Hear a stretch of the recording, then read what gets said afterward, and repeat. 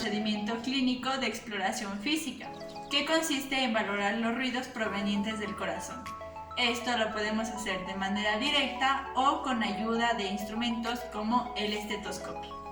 Una vez definido este término, voy a proceder a identificar los diferentes focos, sin antes mencionar que estos los dividimos en dos grupos, los focos de la base y los focos de la punta.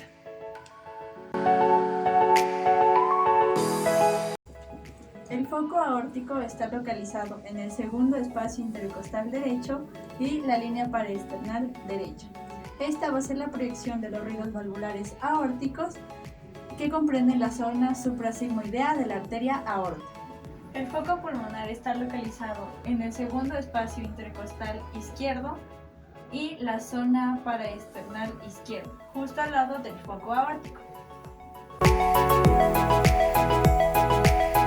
Este va a estar ubicado en el cuarto espacio intercostal izquierdo y la línea medioclavicular izquierda.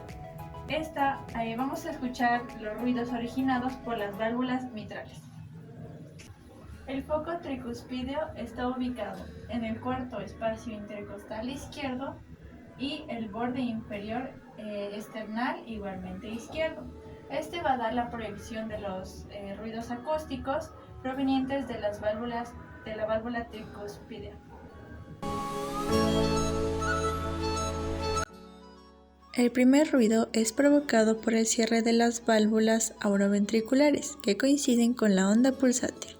Se escucha en silencio y viene el segundo ruido, que corresponde al cierre de las válvulas pulmonar y aórtica. Los vamos a escuchar así.